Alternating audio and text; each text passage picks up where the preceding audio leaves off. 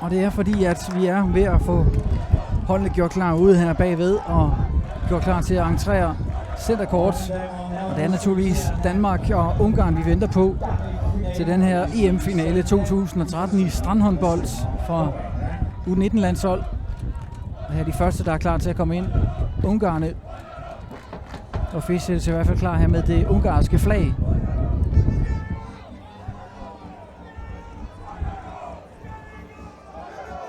Og der bliver også bakket gevaldigt op for Ungarne, må vi sige, over på en af vores modsatte tribuner i billedet også.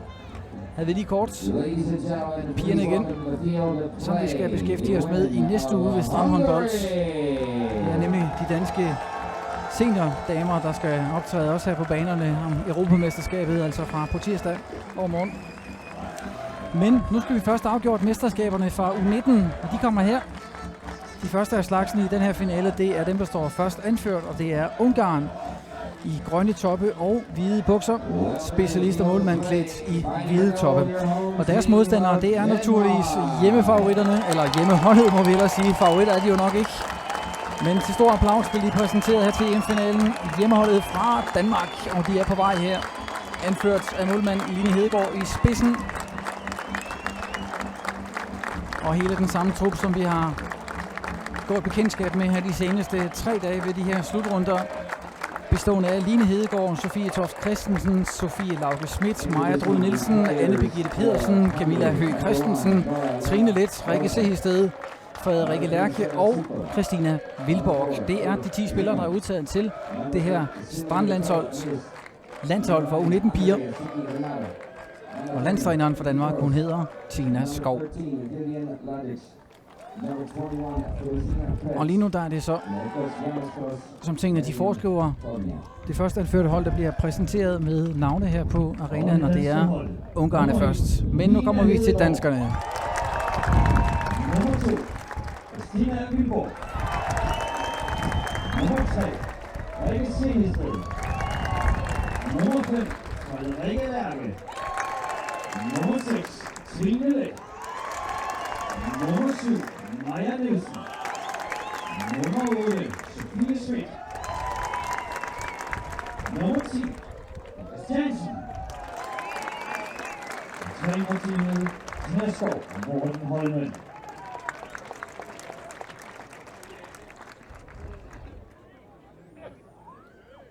The technical delegates from Montenegro, Amir Bezlija, and from Croatia, Siniša Ostojić. The referees for this match from hailing from Serbia, og så bliver dommerne også præsenteret her til finalen for kvinderne. Serbisk dommerpar dømmer kampen, mens hele delegationen, der overvåger finalen, er fra Montenegro og Kroatien. Og nu gør vi klar til nationalsang. The national anthem for Hungary. Og vi starter med den ungarske nationalsang.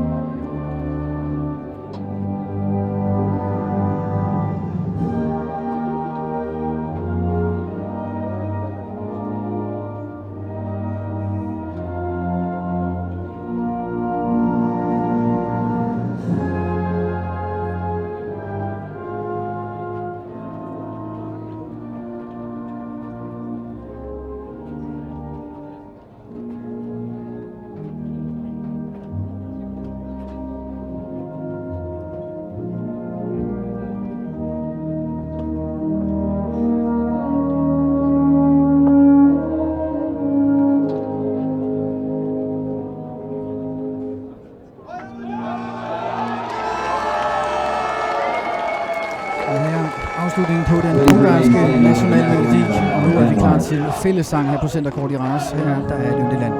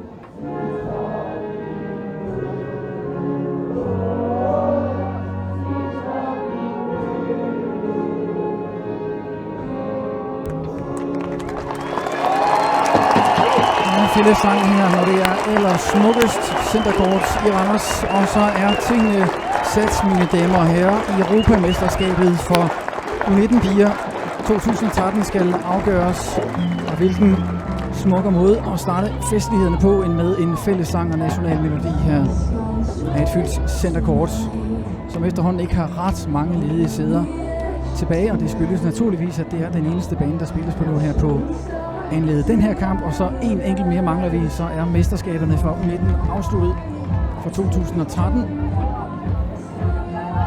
Og selvom den her den er næstsidste, og det er nok den, de fleste her på anledet har set mest frem til, det er jo selvfølgelig med dansk deltagelse, og derfor også størsteparten af tilskuerne her, der holder med dem.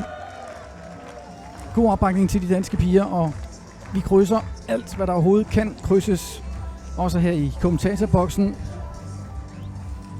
og til at lede pigerne ind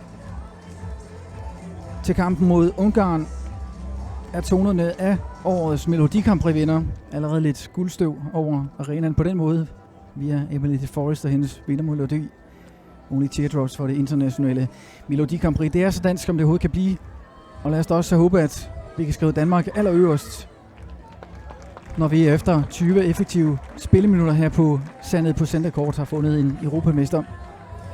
Men det er en finale, så alting kan selvfølgelig ske, men det er absolut ikke nogen nem opgave, og det siger næsten sig selv i en finale. De her ungarer her, de har været et modbydeligt kendskab for rigtig mange hold under turneringen. De har været rigtig, rigtig godt kørende, og det må vi jo bare blot erkende. De er favoritter, ungarerne, til det her opgør her. Det kan vi vist godt tillade os at sige, også selvom danskerne har solid opbakning og ryggen og hjemmebane her, men lad os nu se, hvordan det hele forløber. Her starter vi opgøret. Sofie Lauke øverst, men alligevel en løs bold, der ender i hænderne på Ungarn, og dermed altså dem, der starter med boldbesiddelsen her i første halvleg. Indspil til den ungarske streg, som forsøger fra start, og det gør hun godt. Frosina Krets er det, og første 2 point til Ungarn.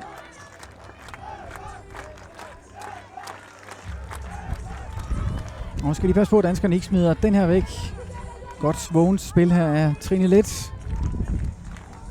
Ude på venstrefløjen hos danskerne, Maja Nielsen. Var ærgerligt. En super redning også til gengæld i det ungarske mål, hvor vi trods alt tilkendegiver Leila Bosso var det i målet med den flotte redning. Og så er der ungarsk forsøg fra venstrefløjen, og det kommer fra Emilie Silvia Toth. Og yderligere 2 point til ungarerne. Nyt forsøg fra danskernes venstrefløj, og den her gang lykkes det ude fra Maja Drud Nielsen her i billedet. Reducering danskerne 4-2. Men det går altså stærkt, så vi skal være vågne i vores forsvarsspil, men her brænder hun da efter at have scoret Toth fra ungarerne.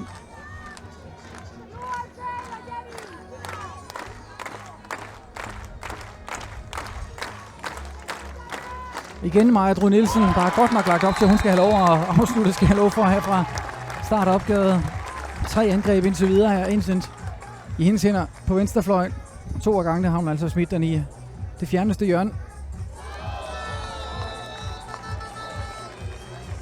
Ungarerne svarer dog hurtigt tilbage her. Med 2 nye point. Og danskerne til gengæld også svarer igen lynhurtigt. Og dermed udligningen her på centercourt 6-6. Starter målerigt den her finale, må vi sige, efter 2 minutter og 10 sekunder allerede. 12 point samlet set.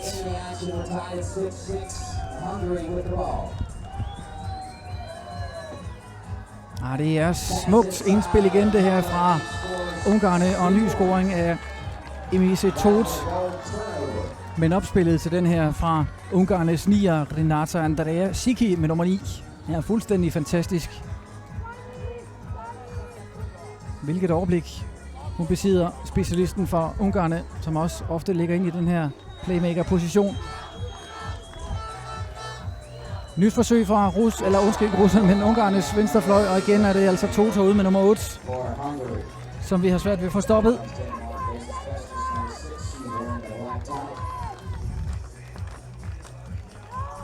Mange har altså favoritten og angriber over venstrefløjen, som vi ser igen også danskerne, der først søgte på ny herud til Maja Dru Nielsen. Det er Rikke Sehested, der er med i startopstillingen nu med nummer 3. Og her gennembrud for Trine Letz. Over fra højre kanten for danskerne. Og ny 2-point scoring og 10-8 på måltavlen efter 3 minutter og 20.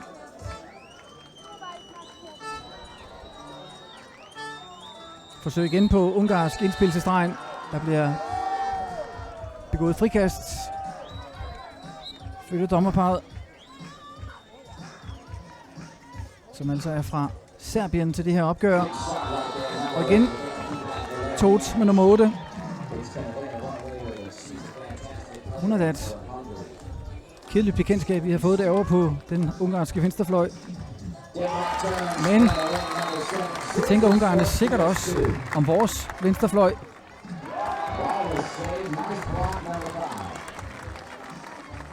Det er gengæld gode defensive aktioner her fra danskerne, der kommer på plads. Og læg nu mærke til al den plads, de har igen over på venstrefløjen. Hun går selv igen herovre fra. Ej, der er hun heldig, den hopper i kassen alligevel. Og det er altså lige før vi fik held til at få blokeret Todt derovre, men synes godt nok, hun har meget plads. Det er nærmest en tredjedel af banen, der er ledet over hos hende. Og Maja Dru Nielsen fortsætter også en stok til over fra danskernes venstrefløj. Det ser ud til, det er dem, der skal afgøre tingene. Et enkelt point fra Ungarerne lynhurtigt. Svarer igen 15-12 nu. Jeg skal så sandelig love for, at vi startede målerigt i finalen. Nej, der er vi rigtig uheldige. Har det været på en almindelig håndboldbane, hvor den der strøget i kassen, men den får et skævt ophop via Sandhed her på banen, og så redder den Ungarerne desværre. En af de få redninger faktisk, vi har fået indtil videre af målmænd i den her finale her. Og Todt, hun fortsætter sine udskejelser her, hvor vi passerer midterpunktet i første halvleg. Angrebsfejl, det er dømt til på Sofie Lauke.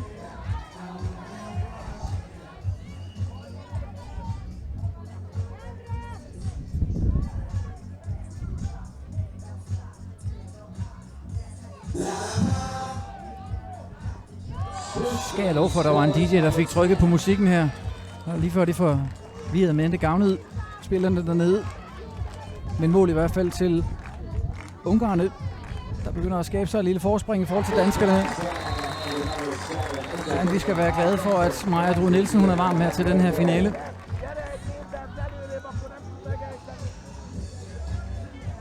Men det er også usædvanligt mange point, der er blevet lavet allerede her fra starten af den her finale her. Nye 2 point fra Ungarerne.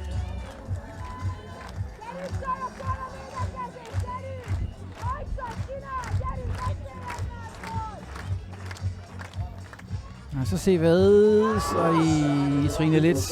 Jeg skulle til at sige, lad os se, hvad hun kan få ud af chancen her, men det nåede næsten aldrig blive til en chance. Før hun var presset delvis ud af banen, før afslutningen fandt sted. Så er det Ungarerne igen.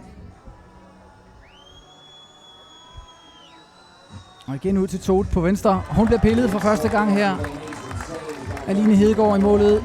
Rart at se, at den danske målvogter kommer i gang nu.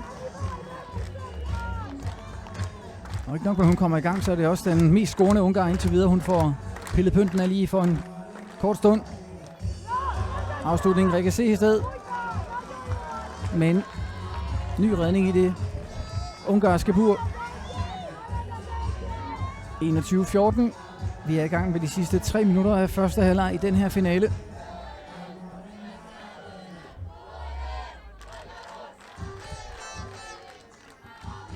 Igen er det Tot, og nu er hun gået kold efter hun blev reddet før. Anden gang i træk, hun brænder en stor chance her hos ungarerne. Så det er meget rart at se, at hun er relativt menneskelig også, og kan brænde store chancer. Sofie Lauke med chancen for stregen her. Og scoring af lillesøster Lauke. Lillesøster til Rasmus Lauke, som vi kender fra det danske herrelandshold i rigtig håndbold, om man så må sige. Ud fra den konklusion, der kan vi da hurtigt konstatere, at det er en talentfuld familie, der angår håndboldsporten. En talentfuld, det er de altså også i Ungarn. Et enkelt point bliver de noteret for med scoringen her fra Kitty Gros. Ungarnes nummer 10. Og så er der forlangt timeout her på centerkort af danskerne.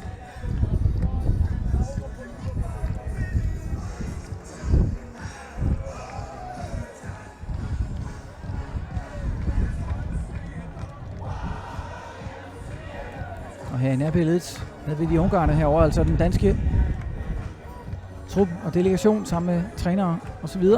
Guidene til højre billede i den grønne trøje, altså den danske landstræner Tina Skov. Selvfølgelig ikke noget, der er afgjort endnu. 1 minut og 44 sekunder resterer der. Nu får så gang i første halvleg igen.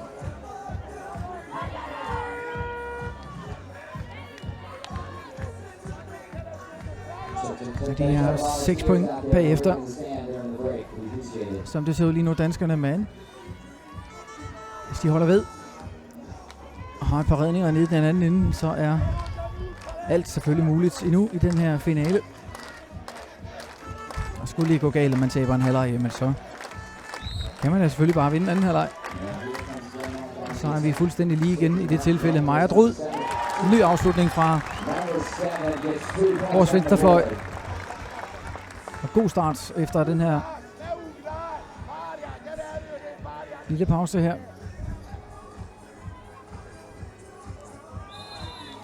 Et spil fra Ungarn med ind.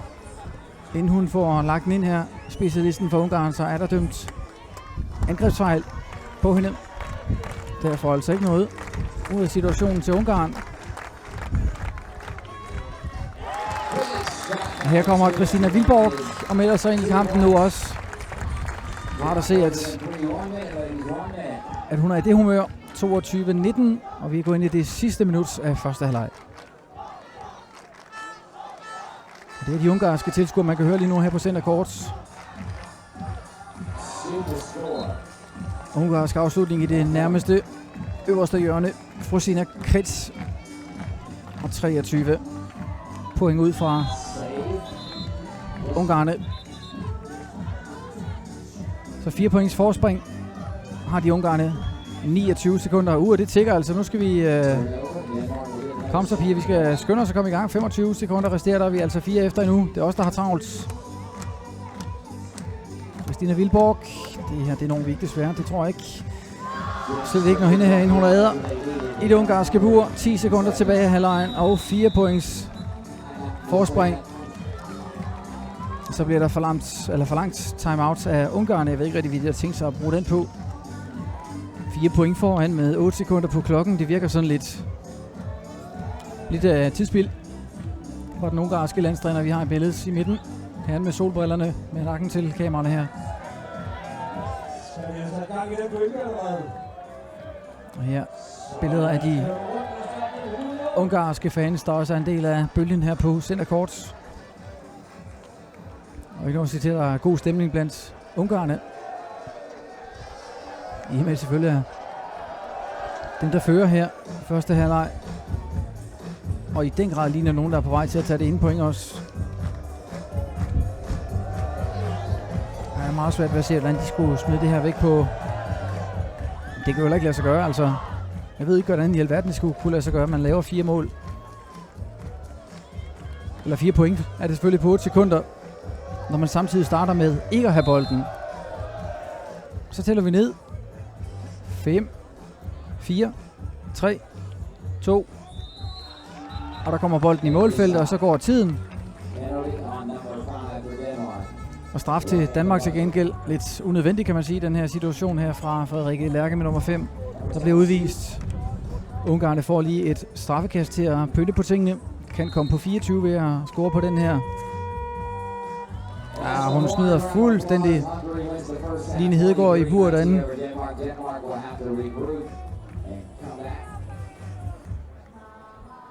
Og der var ikke engang meldt klar for dommerbordet, så vi skal have taget straffekastet om igen, og det er jo igen fuldstændig unødvendigt. Vi har intet at bruge straffekastet til. Her kaster hun den så alligevel i kassen. Ungarerne, men det er kun kosmetisk, at de vinder første halvleg med 6 overskydende i forhold til danskerne. Den hedder nemlig 25-19 i ungarsk favør, og dermed 1 point til Ungarn for første halvleg. Dermed der skal vi en dansk sejr i anden halvleg, og dermed tvinge kampen ud i straffekastkonkurrence, så vi får delt guld- og sølvmedaljer ud ved dette mesterskab. Der er en lille pause mellem de to landshold. Vi tager os lige en slurk vand, og så er vi selvfølgelig klar igen lige om et par minutter.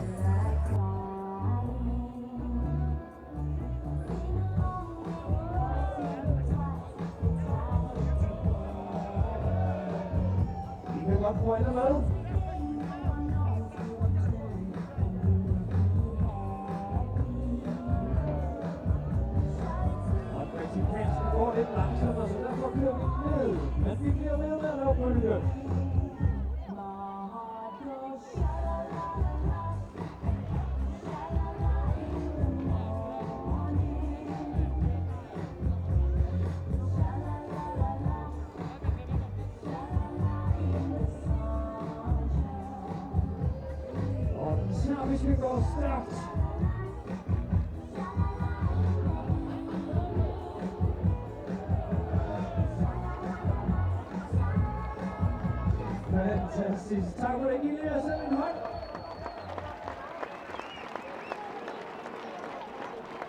Så har vi lige fundet og fået nogle fløjte fra Sydamerika. Vi vil gerne vise jer en af jeres sine danse, så de kommer selvfølgelig ind på banen her.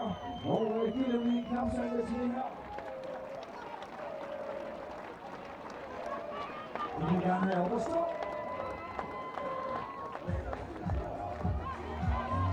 Det her, det går ud på. I skal simpelthen bare følge dem, når de gør det impression, I skal gøre. Og han er det ungarske hold til at hjælpe os.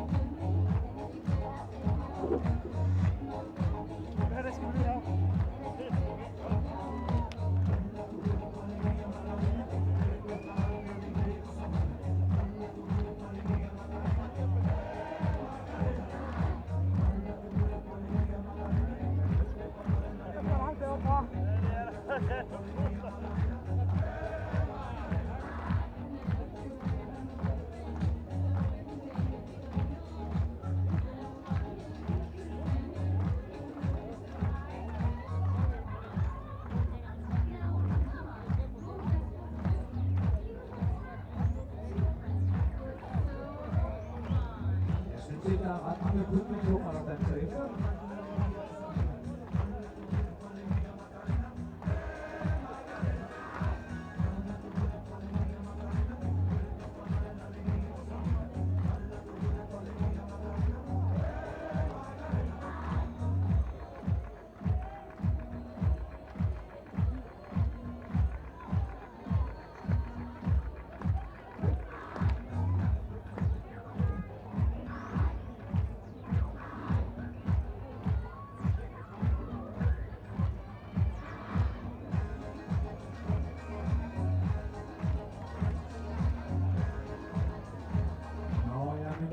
skal vi give dem en stor hånd, og de er sådan en hånd.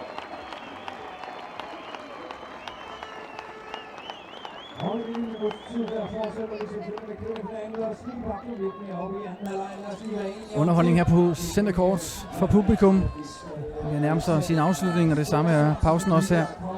De reglementerede 5 minutter er stille og roligt ved at tække ud på arenauret.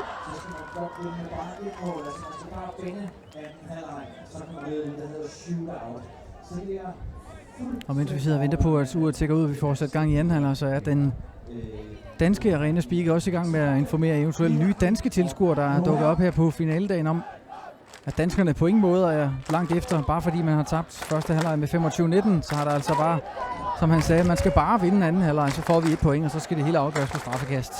Det lyder jo meget nemt, men det tror jeg nu ikke, det bliver, hvis jeg skal være helt ærlig, desværre. De har været godt kørende, de her ungarer, men lad os nu se, om ikke Sofie Lauke-Schmidt hen med nummer 8, hun kan komme godt for land over fra ungarernes Tots, også nummer 8. Kom så Sofie. Yes. Sådan bruger man de 185 cm. Rigtigt. Og så er vi i gang igen. Christina Vilborg, der kan se i stedet ude på højre siden. Venstre siden har vi stadigvæk Maja Dro Nielsen, og herinde Sofie Lauke på stregen. Ja, hun bliver lige puttet ind i en ungarsk sandwich.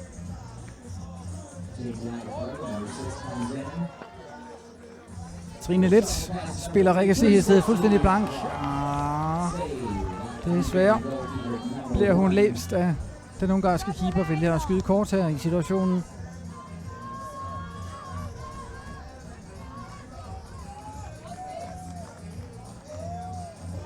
Og så har vi lige en halv tynd land til ungarerne til at afslutte på. Sneaky, siger han heroppe fra kommentatorpladsen i arena-speakeren, den internationale af Snaksen. Over den her scoring, vi så fra ungarerne, den var der lidt sneaky, det må man da give ham ret i. Masser af små guldkorn, vi har fået fra ham undervejs de sidste 3 dage også.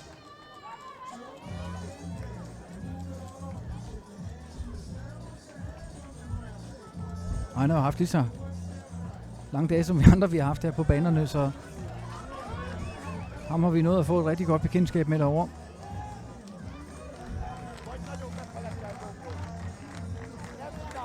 Nå, Danmark. Nu er vi i boldbesiddelse igen, efter at ungarerne smider bolden væk. Jeg tror, en angrebsregner Sofie Lauke er jo så over, at hun endelig fik fat i den, og så er der fløjtet. Trine Let. Ja, den er hun heller ikke tilfreds med over. Trine, hun bliver skubbet ud over sidelinjen. Får lige et puff, og taber derved bolden ud over sidelinjen. Og dermed boldbesiddelsen til Ungarn igen. Bauer den her afslutning på træværket. Ungarne. Altid noget at se, at de også er kommet knap så skarpt her i gang efter pausen. Ungarne har brændt et par gange også allerede.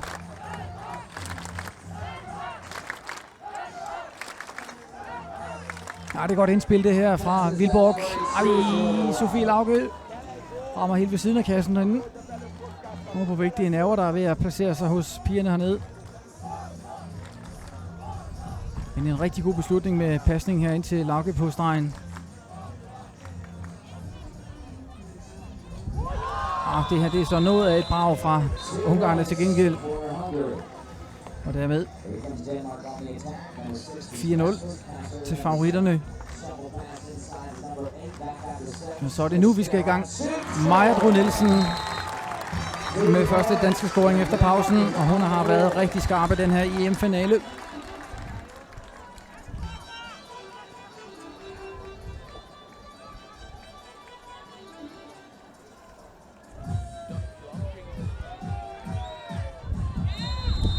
Og straffekast bliver der begået mod ungarerne her i situationen. Danskerne prøver at forklare dommerparet dernede, hvad der skete. Men de serbiske dommere står selvfølgelig fast ved deres kendelse. sikkert straffekast her for Kitty Gros. Dermed 6-2 til ungarerne efter 3,5 minut her i anden halvleg. Maja Dru Nielsen. Og så plejer vi at sige Maja Dru Nielsen, og så plejer vi at sige mål bagefter, og det kan vi så igen gøre. Og det er populært, når hun laver mål, ikke mindst fordi hun er dansker selvfølgelig, men hun er altså også det daglige at finde hos Randers HK, så endnu mere bekendtskab med området her har hun jo. Og sikkert også lidt flere supportere, hvad det angår.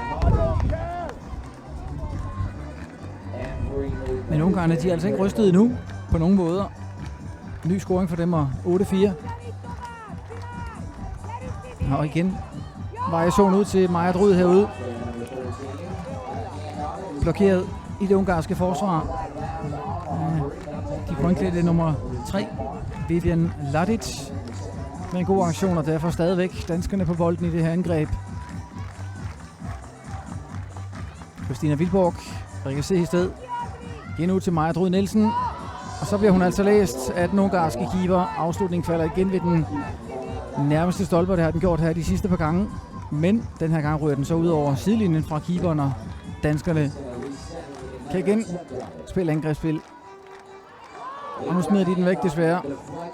Teknisk fejl for danskerne, og det har vi altså ikke behov for på nuværende tidspunkt. Her hvor vi netop det her sekund passerer halvvejs mærket i anden halvleg. Groth for Ungarn via højrefløjen og på ny scoring fra de grønklædte.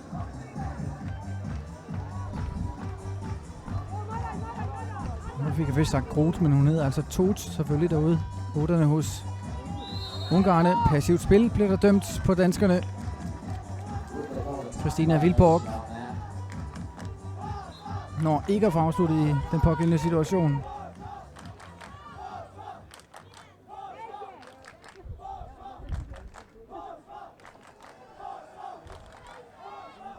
Og igen ud til Tots med 8-tallet.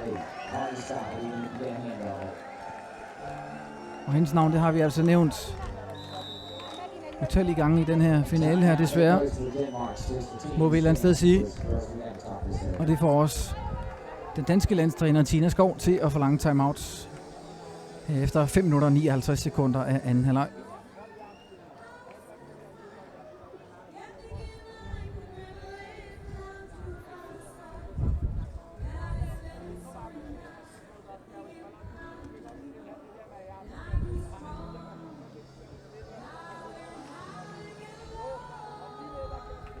Og her så de ungarske piger.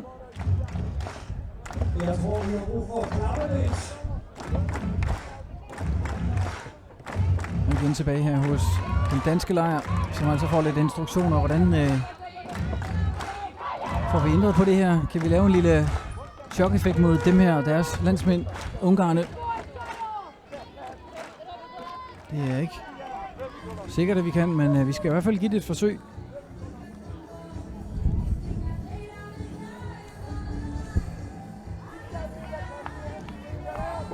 Men danskerne altså i angreb nu har nu fået sat gang i de sidste 4 minutter. De starter her. Vi er altså 6 point efter, så en scoring her vil hjælpe gevaldigt på tingene. Og her er vi heldige til gengæld også. Det er noget af det, vi har behov for, lidt held. Noget medgang til danskerne. Den første del kommer altså her. Den ungarske keeper vælger rigtigt på Maja Dru Nielsens afslutning, men har altså ikke held til at holde den ude fra netmaskerne. Forsøger de indspillet til stregen her. Ungarerne har overskud fra Frosina Krets. Og ikke overskud på den positive måde, men overplaceret afslutning her fra ungarerne. Nu kan vi komme tæt på med en 2-point scoring. Sofie Lauke forsøger de at finde, men hende har de altså lukket rigtig godt ind for, eller ned for hedder det ungarerne. Så er de omvendt svært ved at få styr på Christina Vilborg og hendes gennembrud.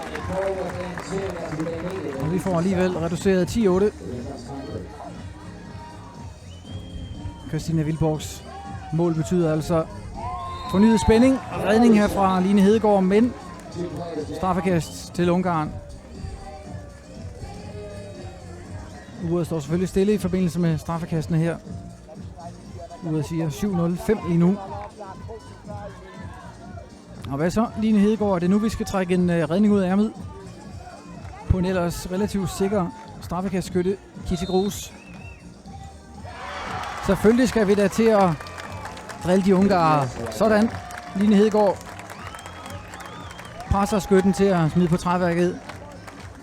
Er i hvert fald med til det, og nu har danskerne muligheden for at udligne.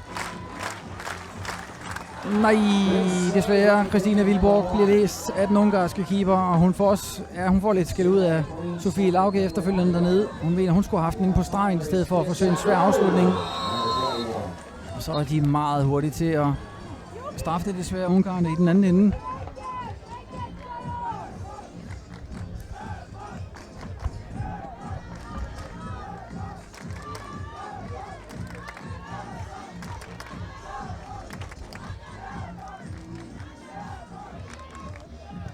Ny redning af Line Hedegaard i mål. Og det er i den grad også det, vi har behov for, med spørgsmålet er, om det er for sent, at vi får den her medgang her, hvor vi går ind i de sidste 2 minutter af finalen.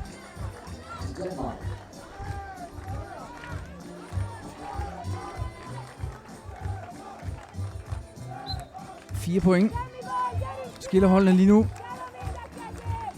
Med andre ord, så skal vi altså gerne bruge en scoring her for at holde os inde i finalen, men den bliver brændt. Maja Dro Nielsen desværre. Og med 1,5 minut tilbage og 4 point op, begynder det at se svært ud. Og når ungarerne især i angreb og scorer, som de gør her, udbygger til 14-8. Men det bliver så ikke alligevel, det bliver kun 13-8 så op på tavlen, men der er altså også kun 1 minut og 10 tilbage, og danskerne smider desværre bolden væk igen. Her hvor vi langsomt bevæger os ind netop her i det sidste minut af EM-finalen i strandhåndbold for U19 piger 2013. Og det ligner et ungarsk hold, der ikke har tænkt sig at smide det her på jorden. De vil være europamestre. Tot scorer sikkert i det danske mål. En enkelt kasse. Danskerne svarer igen lynhurtigt via Sofie Lauke. Sofie Laukes mål bringer stilling på 14-9. Og den her, den bliver markeret inde fra ungarerne. Kun et enkelt point. Og det her, det er i hvert fald med endegyldigt til at lukke finalen fuldstændig ned. Den her, et enkelt point mere fra ungarerne, og 16-9 til dem med 10 sekunder. Så kan vi få pyntet på det med en scoring her, og den får vi så for lov. Og nu er kastet ind, og så forlanger de timeout igen på det mest mærkværdige tidspunkt, ungarerne. 3 sekunder tilbage, og en måltavle, der siger 16-10. Vi kan her næsten ikke nå at få sat gang i spillet, før vi til gengæld får slutfoldet, så ærgerligt må vi konstatere. Men lad os da også i selv sammensætning lige få tilføjet, at de her danske piger altså fuldt fortjent også fortjener de her sølvmedaljer, som de har spillet sig frem til finalen i pladsen, er i den grad fortjent. De har været godt spillende under turneringen her og fundet nogle rigtig gode momenter frem og har ramt de rigtige kampe på det rigtige tidspunkt også, kan man sige, og virkelig leve videre på bølgen og stemningen her fra Center Court, som har været en god hjemmebane her for de unge danske talentfulde piger, vi har billedet her af. Og der er også smil på stemmen, eller ikke på stemmen, på læberne selvfølgelig, hos Maja Dro Nielsen her på vej ud fra timeouten. Så altid noget at se, at de ikke er fuldstændig knuste dernede, de danske piger. Og her går tiden så, og dermed kan vi konstatere, at vi har fundet en europamester fra U19-hold 2013. Stort tillykke med mesterskabet til Ungarn, skal der lydes herfra. Og det sker via en sejr mod danskerne på 16-11 i denne her finale. Og vel og mærket i anden halvleg af finalen. Og jublende ungar, vi har i billederne. Og klappende fans selvfølgelig også fra Ungarn, der sætter stor pris på, at de ungarske piger trækker det længste strå. Vi må altså sige, at de har gjort det forrygende også under den her turnering her. De har altså ikke været til at danse med. Har ikke sat et eneste point over styr, de grønklædte piger, så det lugtede rigtig langt væk af guld på vej til Ungarn. Og meget af det kunne også tyde på, at vi skal have dobbelt guld sendt i den retning. Det er nemlig de ungarske mænd, der skal i aktion i turneringens aller sidste kamp i dette års udgave af Europamesterskaberne på strandhåndbold. Samtidig også vores sidste kamp. Vi transmitterer her fra mesterskaberne. Stævnes sidste kamp, det er med andre ord rosinen i pølseenden. Der er start kl. 20.00 her på Centercourt. Det er Tyrkiet mod Ungarn. Vi glæder os til at finde endnu en europamester. Med de ord, stort tillykke til Ungarn med guldmedaljerne. Ikke mindst også tillykke til de danske piger med sølvmedaljerne. Og på gensyn kl. 20 til mere finale her fra Randers.